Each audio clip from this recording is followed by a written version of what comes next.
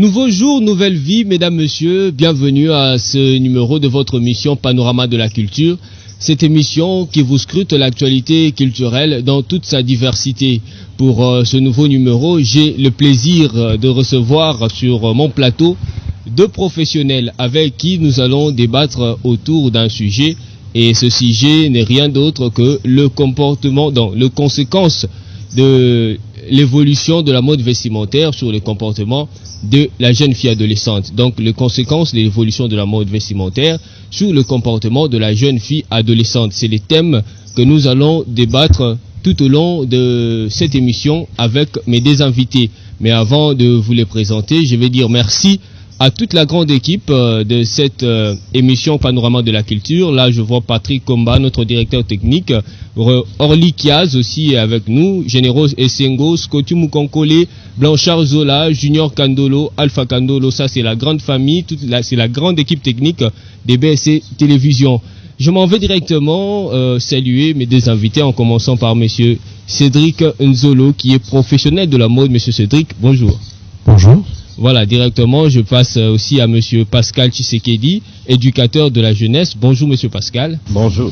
Voilà, avec vous, nous allons parler de les conséquences de l'évolution de la mode vestimentaire sur le comportement de la jeune fille. Là, je commence avec monsieur Cédric. Monsieur Cédric, pouvez-vous nous définir d'abord qu'est-ce que la mode vestimentaire? Qu'est-ce qu'on peut comprendre par la mode vestimentaire? D'abord, pour parler de la mode, c'est un terme très générique. Il y a bien évidemment 4 syllabes, mais la mode est en général compris comme un mouvement passager qui est inscrit dans les tendances vestimentaires. Et on parle de la mode de manière générale, dans la manière dont les gens s'approprient le mode de l'habillement, mais aussi comme une relation successive par saison et une présentation successives selon les saisons de différents types de vêtements. Voilà, ça c'est une définition d'un expert, mais n'empêche que nous ayons aussi la définition de monsieur Pascal Tshisekedi. Comment est-ce que vous comprenez la mode vestimentaire? La mode vestimentaire, moi je comprends que c'est une certaine adaptation ou une certaine manière d'emprunter un habillement par rapport à des circonstances. C'est ce que moi je peux dire par là, et sans aller trop loin, parce que moi j'aurais peut-être mieux répondu à la question en parlant de l'habillement en général, sans trop parler de la mode, parce que l'habillement a son rôle. L'habillement a son rôle traditionnel, d'abord de se protéger contre les intempéries, a aussi le rôle de éthique, donc morale, de nous couvrir les corps par rapport à nos relations avec les autres, pour notre dignité personnelle, a aussi le rôle cérémonial.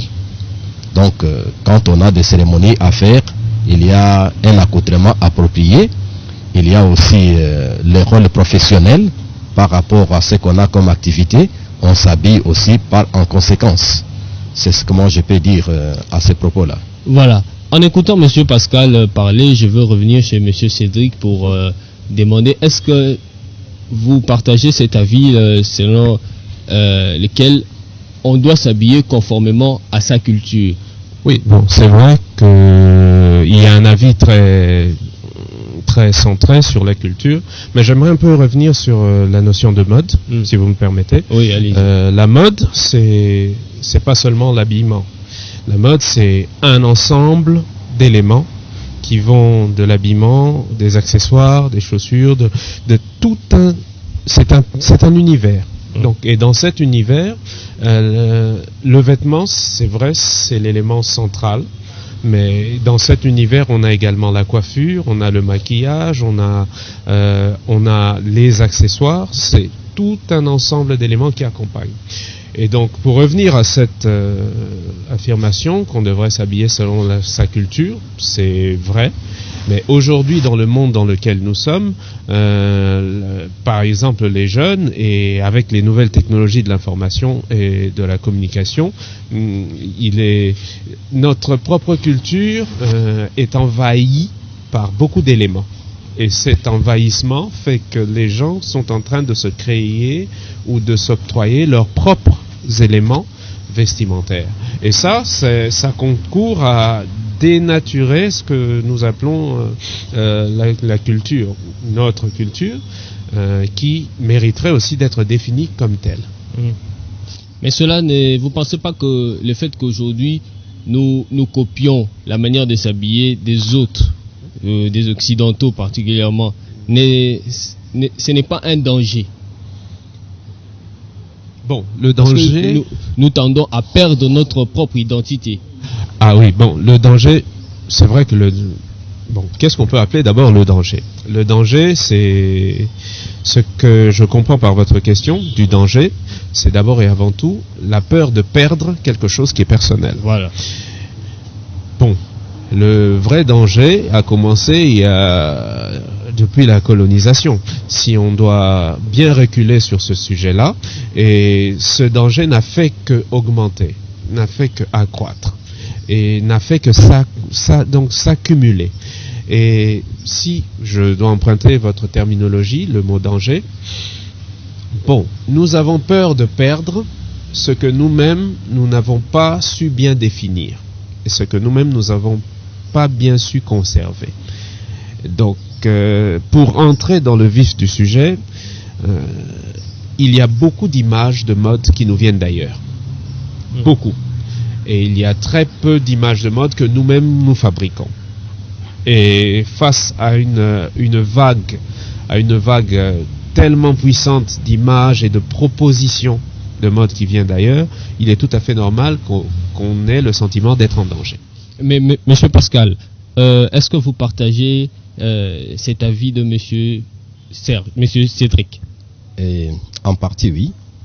Parce que vous savez que nous avons été dépouillés du substrat même de notre être en copiant les autres, en pensant peut-être que nous autres, nous sommes rien, et ce qui est bien, c'est ce qui est chez les autres.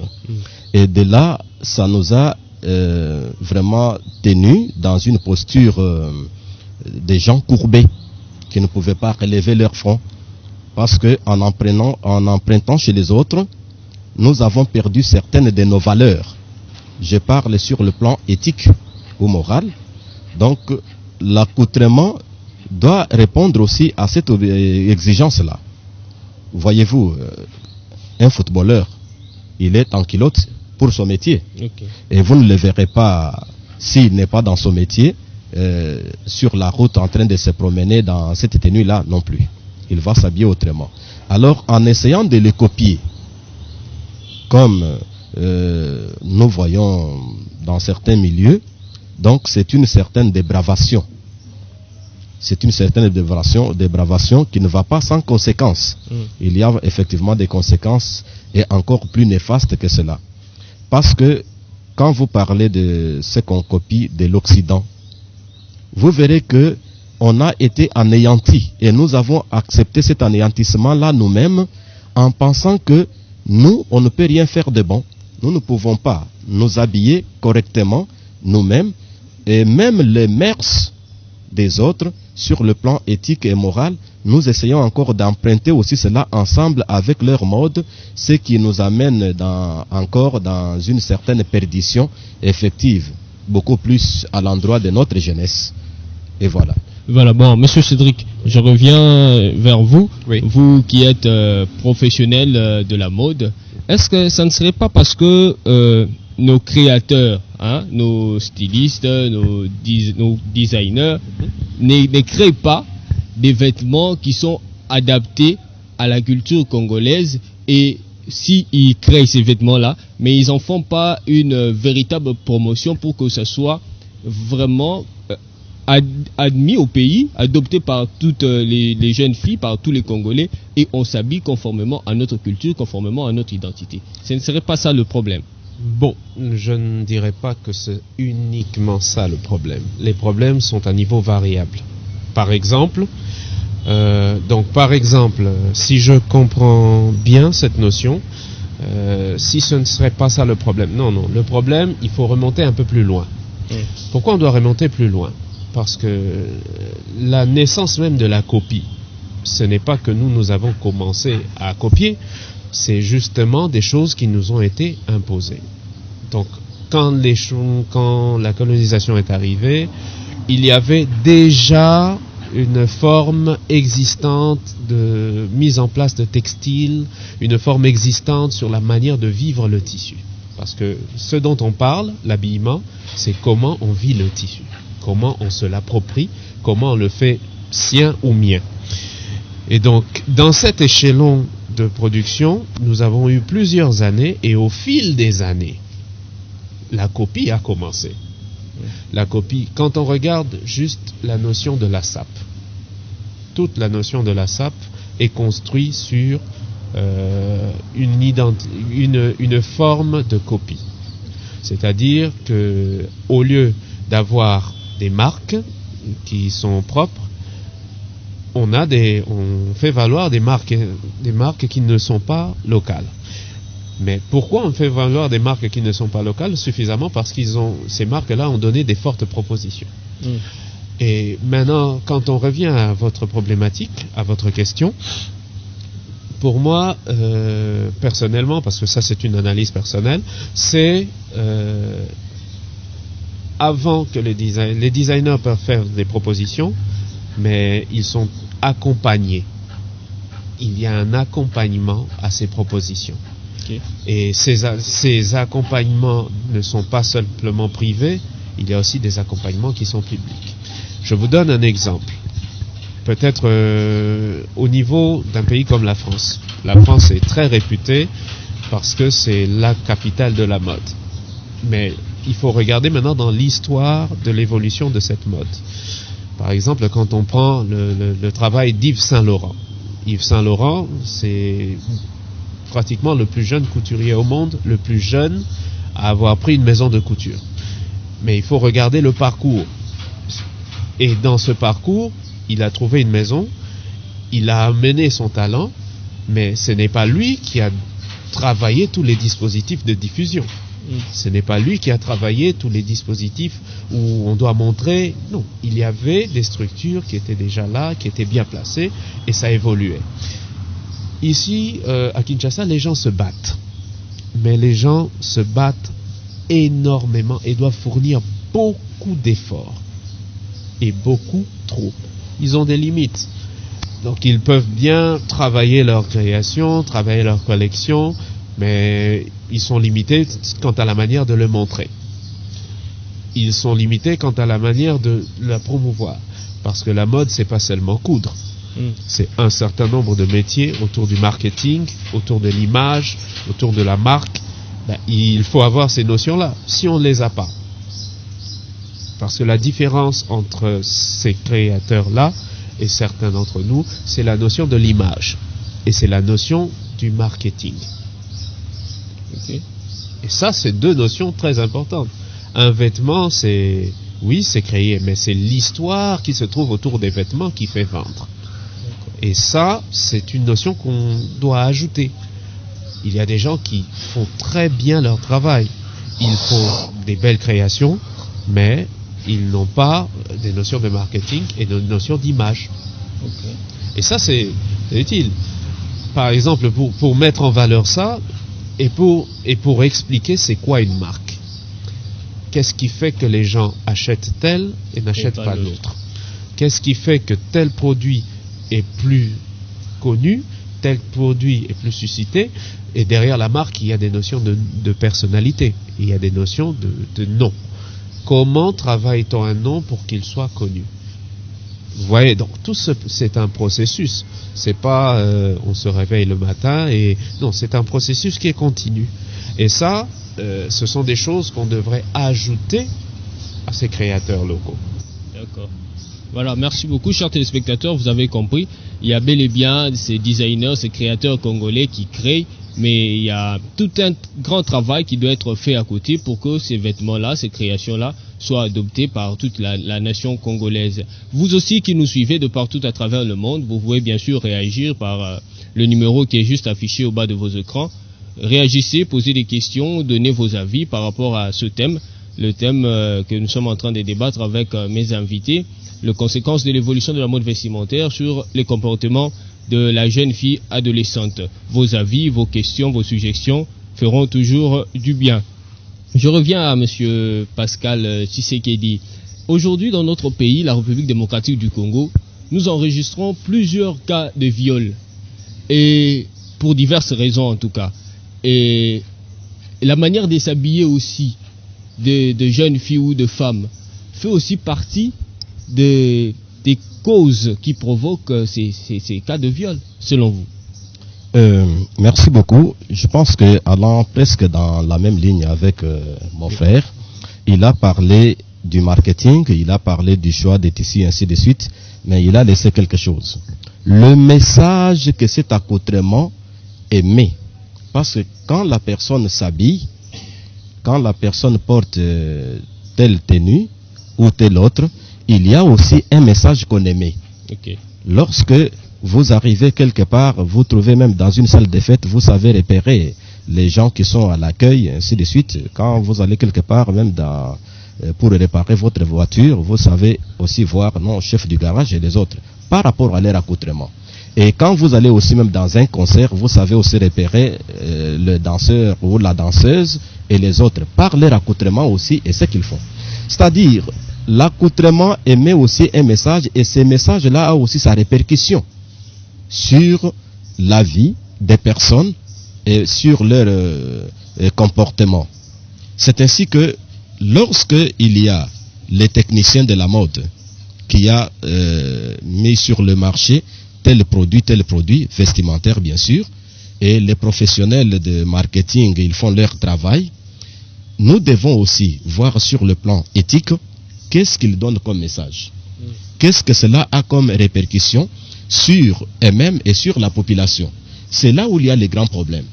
Parce que lorsqu'on présente certaines tenues comme les meilleures, ainsi de suite, mais sans penser aussi à ce que cela peut amener comme conséquence. Le cas dont vous parlez, de l'accoutrement, je dis ici, parmi les rôles de l'accoutrement ou de l'habillement, c'est notamment un rôle éthique ou moral. C'est-à-dire pour pouvoir aussi protéger nos mœurs et présenter aussi notre dignité. Donc, lorsque on s'habille presque à moitié, ou même presque pas habillé, exposant certaines parties trop sensibles du corps humain, ce qu'on peut appeler même notre honte.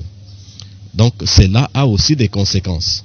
Il y a des personnes qui peuvent se retrouver tentées, hommes ou femmes, dans un cas qui, s'ils n'ont pas été bien formés ou s'ils manquent beaucoup de maîtrise, ils peuvent tomber dans des perverses. Donc, c'est cela. Ok, monsieur Cédric, je reviens vers vous avec la même question. Quand on voit aujourd'hui les jeunes filles qui s'habillent avec des mini-jupes, de courtes culottes, conçues comme ça parce que c'est la mode, c'est la tendance actuelle, ça aussi, ça provoque, ça contribue dans les cas de viol qu'on a dans notre pays. D'accord. Bon, c'est vrai. Au départ de tout ça, il y a d'abord une notion d'éducation. Pour rebondir sur les propos de Monsieur Pascal, c'est vrai qu'il y a une notion message, mais le message est inclus dans l'image. Quand j'abordais la notion de l'image, c'est un peu pour ça. Et dans l'image, il y a les styles. Si on doit revenir maintenant sur cette notion d'agression, parce que c'est de ça dont il s'agit. Il s'agit d'une agression visuelle. Dans la mode, c'est là où ce sujet est vraiment assez vaste, parce qu'il y a mode et sociologie. Il y a le caractère de la mode et la manière dont le vêtement, comme un vecteur sociologique, agit sur les personnes. Le vêtement, dans ce siècle, au XXIe siècle, a dépassé la simple fonction de protection, a dépassé la simple fonction d'être une étiquette uniquement pour communiquer. Le vêtement peut provoquer, le vêtement peut adoucir, le vêtement peut créer des émotions, le vêtement peut séduire, le vêtement peut mettre en colère, uniquement le vêtement. Alors, comment puisque c'est de ça qu'il s'agit, comment les gens sont arrivés à prendre l'option agression, de part et d'autre. Ce n'est pas seulement à cause du vêtement, c'est à cause d'un certain nombre d'éléments autour de l'éducation, mais autour de ce que les gens voient et de ce que les gens entendent. Qu'est-ce qu'ils voient, qu'est-ce qu'ils entendent? Il y a la télé, il y a la radio, il y a les revues, il y a un certain nombre d'éléments de médias qui commencent à façonner l'éducation des gens. Et si on entre dans ce domaine, la volonté d'agir ou l'acte d'agir par le viol s'est construit déjà dans le mental de la personne. Donc ça ne dépend pas simplement du vêtement. C'est comme si vous preniez parti pour les vêtements? Non, j'enseigne la mode. Donc je vois le vêtement sur quelqu'un, mais je vois le vêtement aussi être construit. C'est pour ça que je parle. Il y a deux notions. Il y a cette notion d'agression qui est visuelle, mais il y a aussi une notion où on doit considérer le vêtement comme un élément qui n'est que la synthèse de la pensée de la personne. La jeune fille, puisqu'on parle d'elle, qui a entre 12 et 25 ans, d'accord, et actuellement a des téléphones, à son téléphone, peut accéder à Pinterest, peut accéder à toutes les plateformes où l'image circule. Elle peut émettre un avis, d'accord? Elle voit une image, elle dit j'aime ça. Vous, parents, vous pouvez ne pas savoir que la fille a aimé cette image, parce qu'il y a une notion de contrôle. En aimant ça, elle aime ça, elle se retrouve avec des camarades, des amis, qui échangent autour de ça. Non, tel personnage j'ai aimé la tenue de tel personnage, j'ai aimé la tenue de tel autre. Mais est-ce que les parents en savent quelque chose? Peut-être pas. Et donc, il y a toute cette notion-là de construction de l'identité par l'image, qui est très importante. Si maintenant, les gens ont préservé, parce que la culture, puisque je rejoins les propos de notre collègue ici présent, M. Pascal, la culture, celle que nous voulons préserver, c'est celle qui ne choque pas. Et maintenant, le choc, qu'est-ce que c'est le choc? Vous voyez, ça dépend maintenant d'une personne à une autre. Mais est-ce que vous, particulièrement, vous encouragerez, parce que vous êtes parent, une fille, peut-être pas la vôtre, mais une autre jeune fille s'habiller peut-être avec des mini-jupes de courtes culottes, sous prétexte que c'est la tendance, c'est la mode, c'est comme ça? Non, je n'encouragerai pas. Maintenant, revenons sur les propos de M. Pascal. Si cette personne est sur une scène et que son travail, c'est la danse, le contexte est différent. Oui. D'accord. Mais si c'est pour une démarche à l'ère publique, il faut connaître les intentions de cette personne. C'est quoi ses intentions pour qu'elle arrive à se parer d'un vêtement comme celui-là? Et donc, en tant qu'éducateur, il y a des choses où on fixe les limites. Il y a des limites à fixer. Pourquoi prendre tel vêtement et pourquoi? Pour quelles circonstances? Pour quel effet? Et ça reste très clair. Donc, maintenant, quand on entre dans cette question, encourager les gens à mettre des mini ou n'est pas à mettre des mini, là c'est une question qui mériterait qu'on prenne un peu plus de temps, puisqu'il y a beaucoup de choses à limiter et beaucoup de choses à cerner. Mais vous avez déjà dit que vous n'allez pas encourager. Non, je ne vais pas encourager. Supposons que c'est ma fille qui a 13 ans et elle va mettre un mini mais c'est la tendance actuelle. C'est comme ça qu'on s'habille. Pourquoi c'est la tendance actuelle? Il faut se poser maintenant cette question. Pourquoi c'est devenu une tendance? Ça, c'est une autre question qui est sous-jacente à celle-là. Qu'est-ce qui nourrit la culture de la jeune fille par rapport à l'habillement? Il y a les parents. Après les parents, il y a les médias. Donc ces médias doivent évoluer. Voilà, Monsieur Pascal, vous qui êtes aussi éducateur de la jeunesse et parent, oui. Et sur quoi, oui. Encouragerez-vous aussi votre fille, votre enfant à s'habiller selon les goûts du jour? je ne sais pas ce que vous entendez par les goûts du jour, parce que si c'est s'habiller de manière... Parce qu'aujourd'hui, pour ajouter avant que vous ne répondiez, aujourd'hui on s'habille avec des collants, des mini-jupes, des katafumbois, sous prétexte la tarakaka, mekarakaka. Est-ce que vous partagez tout ça? Absolument non. Je disais ici que je pense que mon frère qui est technicien de la mode, il pourra bien, ou bien ils en ont déjà parlé, ou ils pourront y penser. Les médecins, quand ils prescrivent un médicament, dans cette boîte-là du médicament, il y a aussi la notice. On vous informe très bien comment prendre ces produits, ainsi de suite. Je pense que ça pouvait aussi être comme cela avec la mode, que les gens sachent que ça c'est la tenue pour le sport, ça c'est la tenue pour, je ne sais pas, pour la fête, ça c'est la tenue pour vous relaxer, et ça c'est la tenue pour se promener avec dans la société. Je pense que ce serait aussi important. Parce que lorsque, non seulement les jeunes filles, moi je voudrais aussi parler même des garçons, parce qu'il y a aussi les garçons qui s'habillent aussi de manière indécente. Tout à fait. Et qui provoquent aussi, et c'est aussi une certaine manière de provoquer aussi les autres. Oui. Nous ne pouvons pas seulement condamner les filles, mais il y a aussi les garçons aussi qui le font. Je pense que cette manière de s'habiller qui est indécente, non seulement pour les filles, on voit aussi même des grandes personnes, des mamans ou des papas qui s'habillent de manière non convenable en public. En public, c'est vraiment à condamner et à décommander. Et demandons aussi aux techniciens de la mode de pouvoir, quand ils font le marketing de leurs produits, de spécifier aussi, par exemple, que ça c'est la tenue pour le sport, comme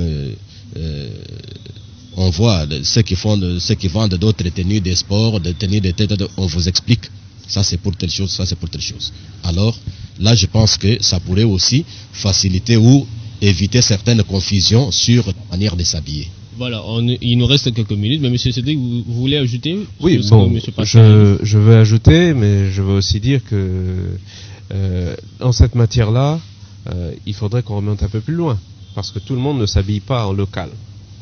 Regardez maintenant tous les magasins qui vendent les produits, tous les importateurs.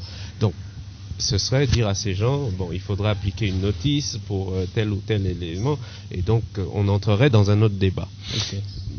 Notice, même les produits qu'on prend, il y en a aussi qui viennent de l'étranger, il y a toujours notice. Justement, quand vous entrez dans un magasin, bon, la notice, c'est les rythmes d'entretien, les éléments d'entretien. Parce que même ceux-là qui sont à l'étranger, vous verrez qu'ils ont classé l'habillement d'été, l'habillement d'hiver, l'habillement de printemps. Ils nous ont spécifié. Non, mais qu'est-ce que générait aussi de dire, par exemple, la tenue de sport, la tenue de relax, ainsi de suite. Pour que on ne peut pas acheter une tenue de sport ou une tenue de natation pour se promener avec ça dans la rue. Je peux rejoindre votre point de vue, mais le problème n'est pas à notre niveau.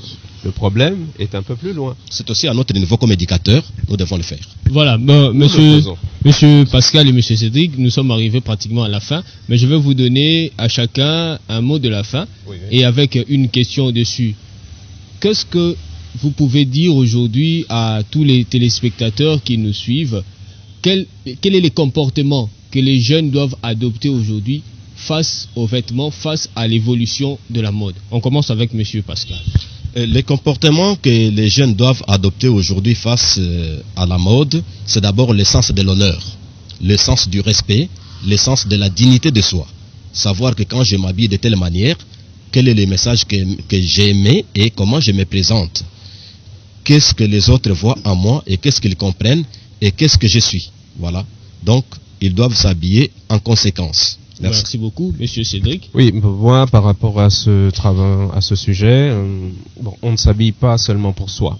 On s'habille pour la communauté. On s'habille pour émettre ou pour avoir une place au sein d'une communauté. C'est-à-dire que chaque vêtement communique ou transmet un certain nombre de messages. Et donc, je passe par la connaissance des différents styles et des différentes looks. Et si ces jeunes apprennent à connaître ces choses, ils peuvent se limiter et connaître leurs limites par rapport à la manière de s'habiller et par rapport aussi à la manière de communiquer. Voilà. Voilà, mesdames, messieurs, c'était les derniers mots de mes invités. Panorama de la culture, c'était votre émission. On a parlé autour de ce thème, les conséquences de l'évolution de la mode vestimentaire sur le comportement de la jeune fille. J'ai reçu pour vous monsieur Pascal Tshisekedi, éducateur de la jeunesse, et monsieur Cédric Nzolo, professionnel de la mode. Ils nous ont dit ce que eux ils pensent. À vous d'avoir la jugeote et de prendre ce qui est bon et de rejeter ce qui est mauvais. Panorama de la culture de ce jour arrive à la fin. Je suis Josué Kalamba. J'étais heureux de vous présenter cette émission. Merci à toute la grande équipe qui m'a accompagné. Orly Kiaz, Générose Essengo, Patrick Komba, notre directeur technique, Blanchard Zola, Scotty Mukonkole, Junior Kandolo, Alpha Kandolo, je n'oublie pas Gani Kilassou aussi, toute la grande famille BSC Télévision, merci à vous. Et merci à vous, chers téléspectateurs, ainsi que nos amis internautes, de nous avoir suivis partout à travers le monde. Restez bien sûr scotchés sur votre télévision BSC TV et je vous retrouverai à la fois prochaine pour un nouveau numéro. Au revoir et prenez bien soin d'eux.